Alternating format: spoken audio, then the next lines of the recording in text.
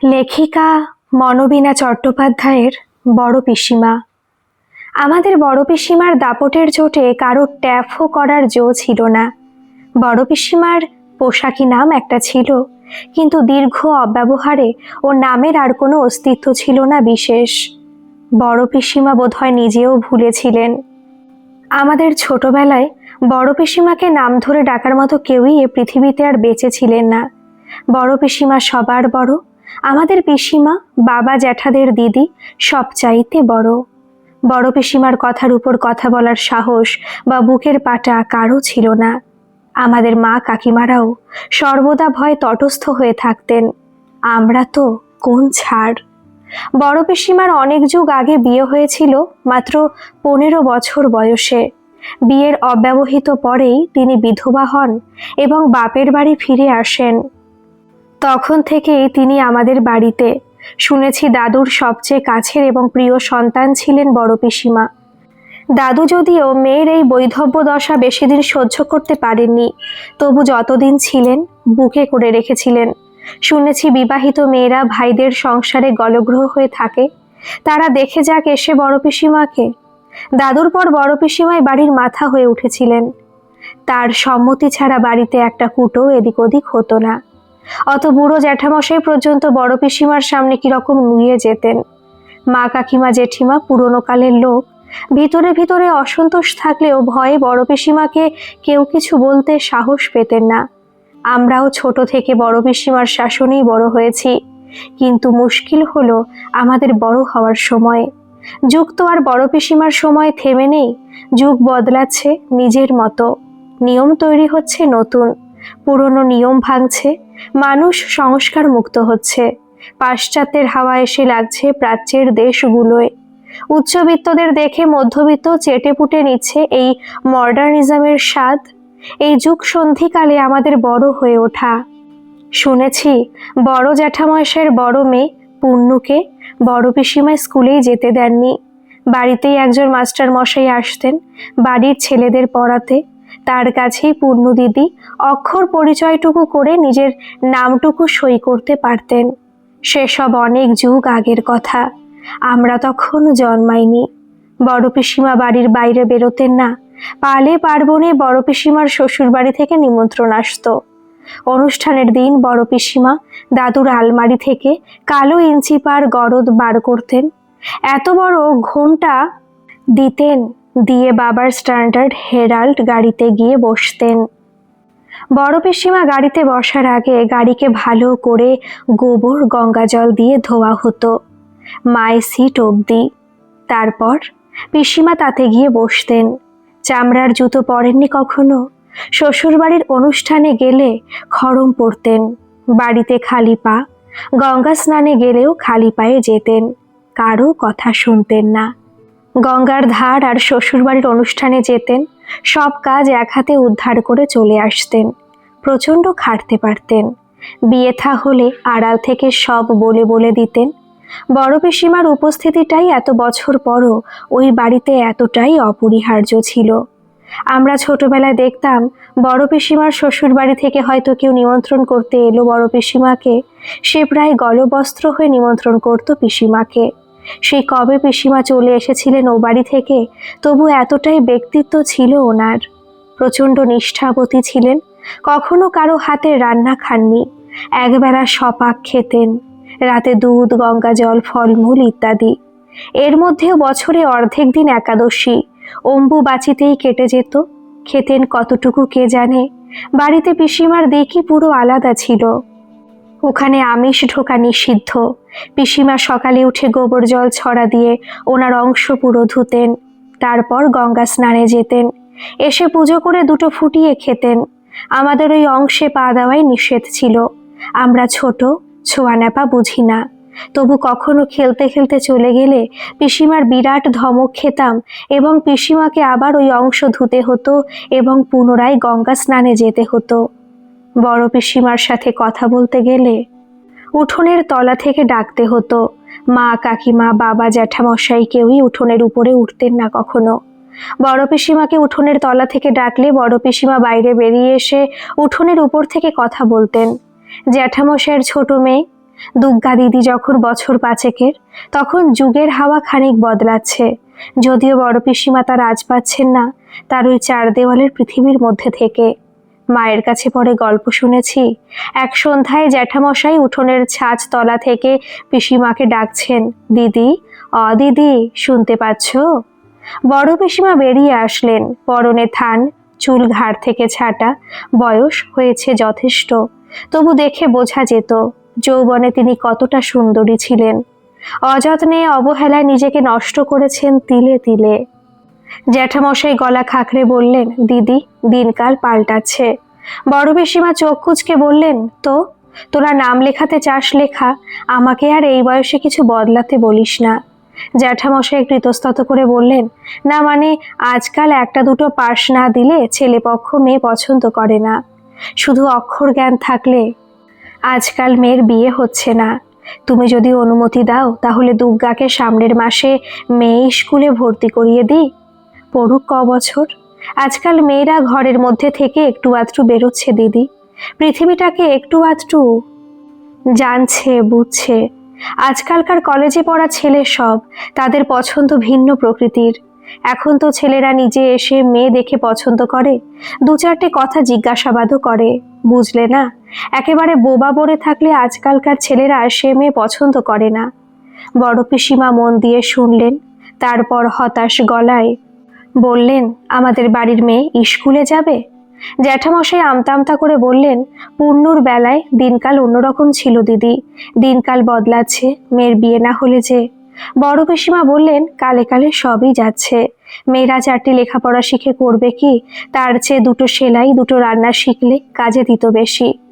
আজকালকার ছেলেরা কি যতদিন যাচ্ছে পড়াশোনা শিখে গবেট হচ্ছে? পড়াশোনা শেখা মেয়ে নিয়ে করবে কি তা ভাবছে না।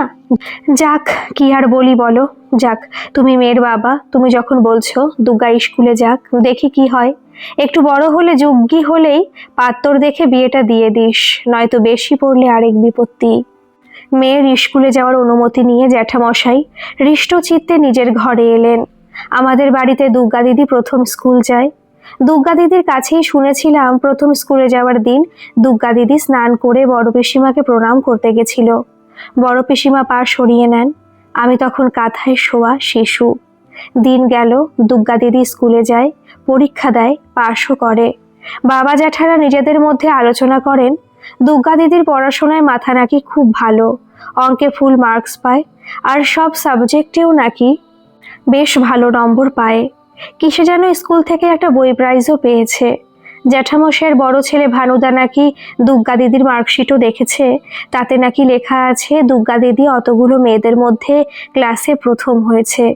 মেয়েদের পড়াশোনা নিয়ে কথা বেশি দূর এগোনোর আগেই ধামা চাপা পড়ে যায়।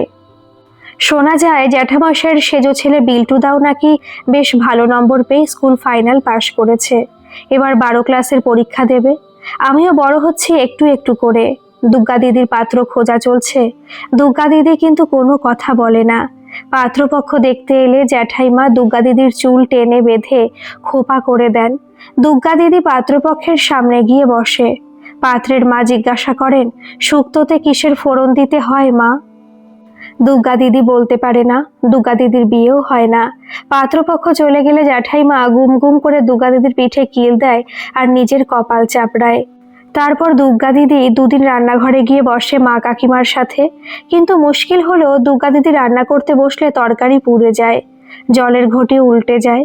তারপর যেদিন ভাতের ফ্যান হাতে পড়ল, জ্যাঠামশাই বললেন, দুর্গা মা, তোর যা ইচ্ছে হয় তুই কর, রান্নাঘরে যেতে ইচ্ছে না হয় যাস না, বিয়ের আগে হাত পা পোড়ালে যে তোর বিয়ে হবে না মা।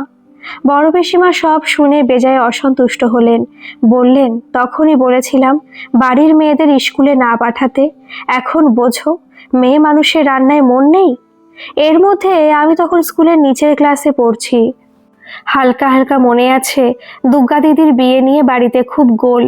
এর মধ্যে দুর্গা দিদি 15 পেরিয়ে 16, স্কুল ফাইনাল দিল দুর্গা দিদি, আমাদের বংশে প্রথম মেয়ে। আমার শান্ত ঠান্ডা জ্যাঠতুতো দিদিটা বড় চাপা স্বভাবের ছিল। ঠিক কি চায় তা কখনো মুখ ফুটে বলেনি। দুর্গা দিদি স্কুল ফাইনাল পরীক্ষা দেওয়ার পর আমাদের ছোট পিসিমা চন্দননগর থেকে দুর্গা দিদির সম্বন্ধ আনলেন। পাত্রপক্ষ মেয়ে দেখে গেল। এখানে কেউ দুর্গা দিদিকে সুক্তোর ফোড়ন জিজ্ঞাসা করলো না। দুর্গা দিদির বিয়ে হয়ে গেল। বড় পিসিমার ভয়ে কেউ কিছু বলতে সাহস পেত না। শুধু দুর্গা দিদি বিয়ে হয়ে চলে যাবার পর জ্যাঠামশাই ফাঁকা ঘরে দুর্গা দিদির বই খাতাগুলো নিয়ে নাড়াচাড়া করতেন। জ্যাঠামশাইয়ের বাকি ছেলে মেয়েদের মধ্যে বিল্টুদা ছাড়া আর কেউই পড়াশোনায় বেশি দূর যেতে পারেনি। 2-1 ক্লাস পড়ে ফেল করেই ক্ষান্ত দিয়েছিল। এরপর জ্যাঠামশাইয়ের আরও 2 মেয়ের বিয়ে হয়ে গেল উপর্যুপুরি। আমি আস্তে আস্তে বড় হতে লাগলাম। আমি দেখতে যেমন খারাপ ছিলাম, তেমন রোগা, তেমনই বৈশিষ্ট্যহীন। আমি আমার মায়ের শেষের দিকের মেয়ে। আমি এমনই বেটেখাটো, ছোট আর রোগা ছিলাম যে সবার মধ্যে আমাকে যেন নজরই পড়তো না। বাকি ভাই বোনদের ভিড়ে সবার আড়ালে আমি বড় হতে লাগলাম। আমার দিকে বিশেষ কারো দৃষ্টি ছিল না। বাড়িতে কিছুদিন পড়াশোনা করার পর জ্যাঠামশাই একদিন আমাকে হাত ধরে নিয়ে গিয়ে স্কুলে ভর্তি করে দিয়ে এলেন। তারপর নিয়মিত স্কুলে যেতাম আসতাম। সারাদিন আমি কি করতাম না করতাম বড় কেউ নজর করতো না। আমার উপর জ্যাঠতুতো খুড়তুতো মিলিয়ে অনেকগুলো দাদা দিদি ছিল। আমি দুর্গা দিদির মতো স্কুলের প্রথম হওয়া ছাত্রী ছিলাম না। প্রাইজও পাইনি কখনো। আমি পড়তাম, পাশ করতাম, নতুন ক্লাসে উঠতাম, এটাই সবাই জানতো। আমার দাদা দিদিদের আস্তে আস্তে বিয়ে হতে লাগলো। বড় পিসিমা আরও বুড়ো হয়েছেন। বয়স বাড়ার সঙ্গে সঙ্গে সূচিবায়ু বেড়েছে তার। কাঁচা কাপড় 3 বার ধোন, নিকোনো উঠোন, আঙ্গিনা, আবার নিকোন। সেই সঙ্গে খাওয়া দাওয়ার পাট আরও কমেছে। আজ অমাবস্যা, কাল পূর্ণিমা, পরশু অমুক। বুঝতে পারতাম ওনার শরীর আর বইছে না। তবু সূচিবাবু ওনাকে এক মুহূর্তের জন্য বিশ্রাম নিতে দিচ্ছে না। মাঝে মধ্যে দাওয়ায় বসে ঝিমোতেন। আমি উঠোনের তলায় পা ছড়িয়ে বসতাম। আমার পায়ের আওয়াজে চমকে উঠতেন। আমি দুর্গা দিদির মতো শান্ত প্রকৃতি ছিলাম না, বরং অনাদরে অবহেলায় বেশ একটু উড়নচণ্ডী তৈরি হয়েছিলাম। বড় পিসিমা বলতেন, অমর পা ছড়িয়ে বসছিস যে, পা গোটা, মেয়ে মানুষ না তুই? বলতাম, বড় পিসিমা আমি তো শাড়ি পরে পা ছড়িয়ে বসছি। আজকাল মেয়েরা প্যান্ট পরে পা ছড়িয়ে বসে। থাকেন তো এই ঘরের মধ্যে, জানতে পারেন না কিছু। বড় পিসিমা চোখ কুঁচকে বলতেন, ব্যাটা ছেলেদের মতো। আমি হেসে বলতাম, হ্যাঁ। চেঁচিয়ে উঠতেন, দূর হ হতচ্ছাড়ি, বেহায়া মেয়ে। মেয়েদের লজ্জা আবরু রইল না তো আর রইল কি? পাগোটা বলছি। পুরো বাড়ির মধ্যে আমি একমাত্র ছিলাম যে বড় পিসিমাকে ভয় করতাম না। এটা কি করে সম্ভব হয়েছিল জানি না।